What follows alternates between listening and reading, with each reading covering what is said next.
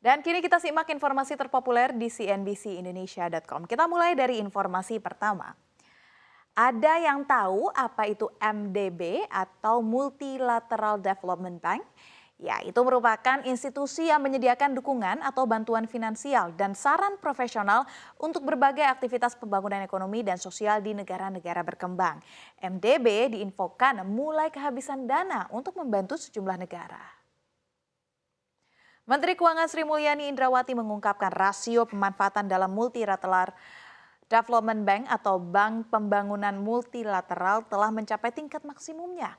Peran MDB untuk membantu pemulihan ekonomi negara berkembang kian tinggi di tengah situasi global saat ini yang membuat volatilitas dan ketidakpastian pasar keuangan juga sangat tinggi.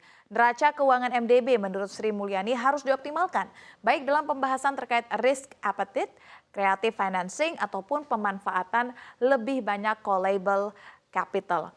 Para Menteri Keuangan dan Gubernur Bank Sentral anggota G20 tahun lalu telah menyepakati untuk menyelenggarakan tinjauan independen, antara lain memberikan tolak ukur yang kredibel dan transparan mengenai tata cara evaluasi CAF modal dari MDB dan memungkinkan pemegang saham MDB dan juga Credit Rating Agencies atau CRA untuk mengembangkan pemahaman yang konsisten tentang CAF dari MDB ini. Prospek ekonomi dunia yang suram yang telah dikonfirmasi oleh World Economic Outlook dari IMF dengan sepertiga dari ekonomi global diproyeksikan untuk terkontraksi baik tahun ini ataupun tahun depan, menyebabkan ketergantungan negara-negara tersebut pada dukungan MDB. Oleh karena itu, kebutuhan untuk meningkatkan kapasitas sumber daya MDB semakin mendesak. Presiden Center for Global Development Masud Ahmed menambahkan, inilah saat di mana ada seruan yang luas untuk meningkatkan pembiayaan penggunaan melalui MDB.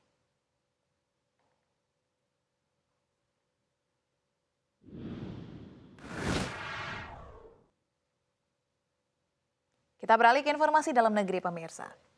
Saham emiten pertambangan Grup Bakri yakni PT Bumi Resources Tbk atau Bumi menjadi saham yang memiliki nilai transaksi paling besar pada perdagangan di sesi 1 Kamis 13 Oktober 2022.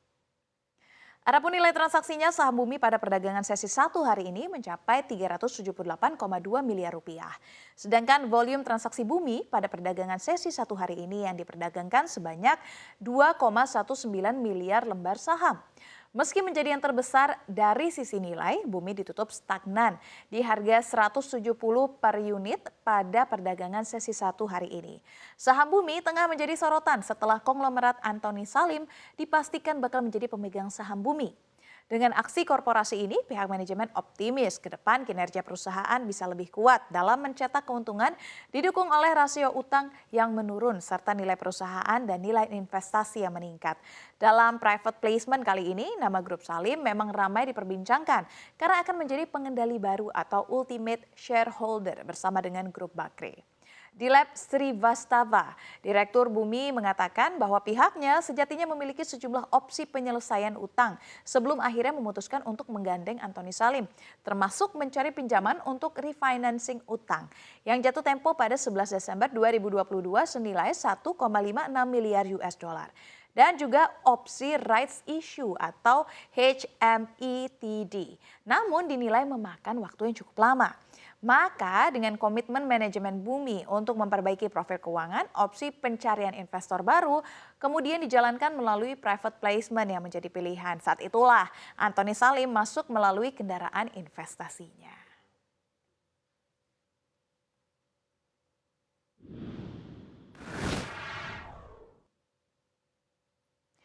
Selanjutnya pemirsa, Dana Moneter Internasional atau IMF baru saja merilis laporan terbaru mengenai proyeksi perekonomian dunia di tahun ini dan juga di tahun 2023.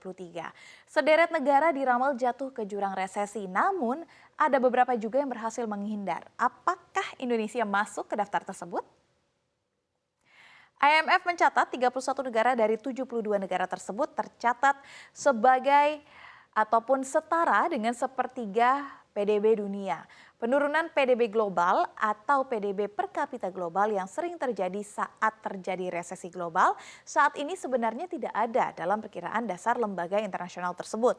Namun, resesi telah nyata terjadi di beberapa negara. Dari laporan WEO, tren negara-negara yang jatuh ke jurang resesi semakin bertambah signifikan sejak Januari 2022.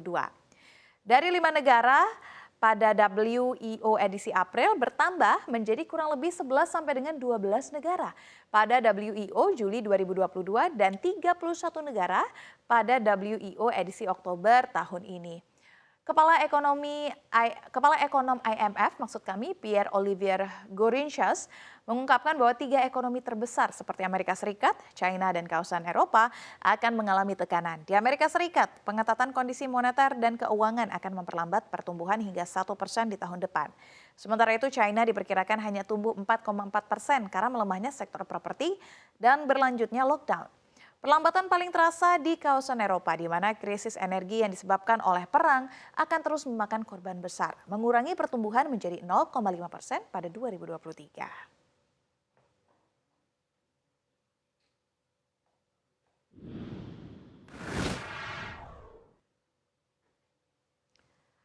Masih dari informasi yang datang dari IMF, di mana IMF memperkirakan pertumbuhan ekonomi nasional akan tetap tinggi pada tahun depan, meski dunia dibayangi krisis biaya hidup akibat inflasi yang tinggi, perang Rusia dan Ukraina, dan pengetatan moneter di berbagai negara.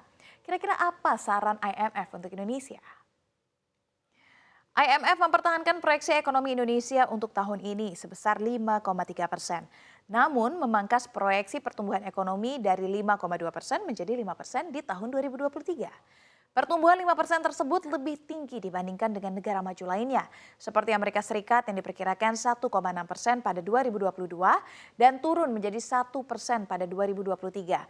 China yang diyakini hanya akan tumbuh 3,2% pada 2022 dan 4,4% pada 2023. Indonesia Mission Chief Asia and Pacific Department IMF Cheng Hun Lim membenarkan bahwa pertumbuhan ekonomi Indonesia akan lebih tinggi dibandingkan dengan negara lain. Meski harga komoditas global terganggu, tetapi Lim melihat batubara dan CPO Indonesia tetap berada dalam level yang tinggi.